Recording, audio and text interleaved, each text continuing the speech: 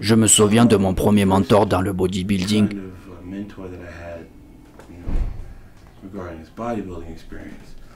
C'était un gérant d'une salle de gym dans laquelle je m'entraînais.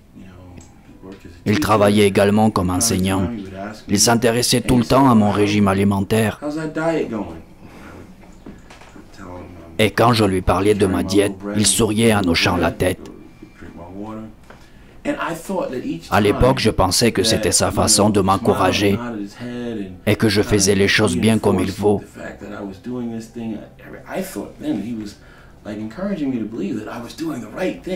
Un jour, il m'a dit que j'affichais un super physique.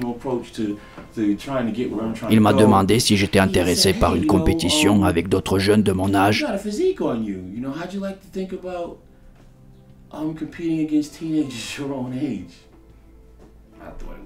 Je pensais qu'il plaisantait, parce que normalement, je ne pouvais pas sortir de mon internat pour mineurs.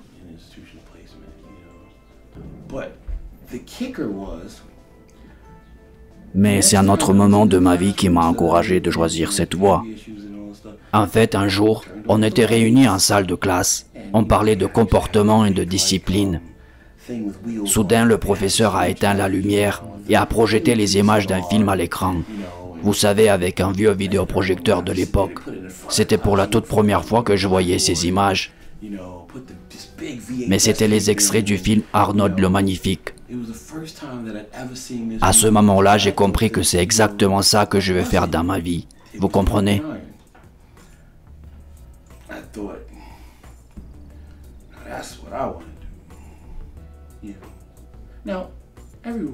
En acquérant de l'expérience, je me rapprochais chaque jour de mon objectif principal.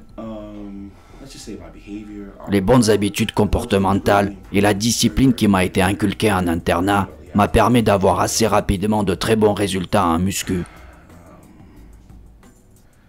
Et donc j'ai pris part à mes premières compétitions assez tôt.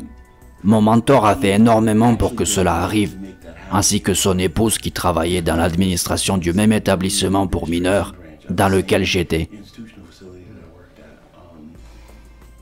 Plus j'exprimais mon intérêt pour ce sport, par des entraînements intensifs,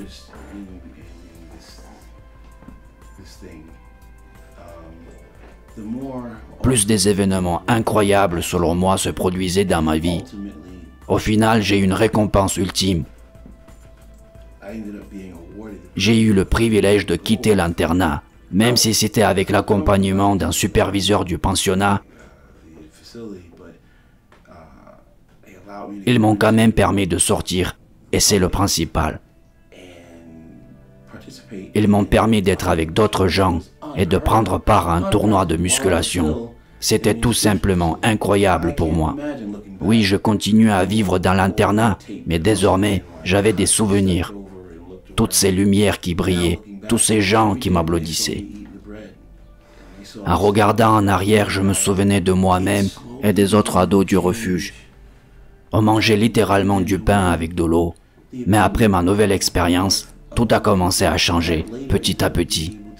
Cela a formé l'opinion sur moi, l'opinion des gens dont les décisions ont ensuite changé ma vie. Et tout tournait autour d'une chose, c'est cette fausse idée que je me suis faite de la diète.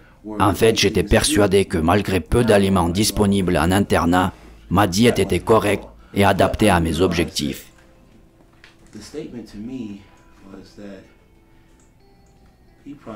Mais maintenant que je connais beaucoup mieux la nutrition, je comprends que je me trompais. Plus tard, j'ai appris que les gens du pensionnat ont estimé que si ce jeune homme comprend comment se discipliner pour obtenir de bons résultats en muscu, que malgré un régime alimentaire pauvre en nutriments, il continue quand même de travailler pour atteindre ses objectifs. C'est justement ces qualités-là qui lui permettront de réussir quelque chose dans la vie. Il aura une chance formidable de se sortir de cette situation difficile dans laquelle il s'est retrouvé. En fait, c'est la plus grande leçon de vie que j'ai pu avoir. Au final, je me suis reposé sur ces qualités-là pour continuer mon apprentissage.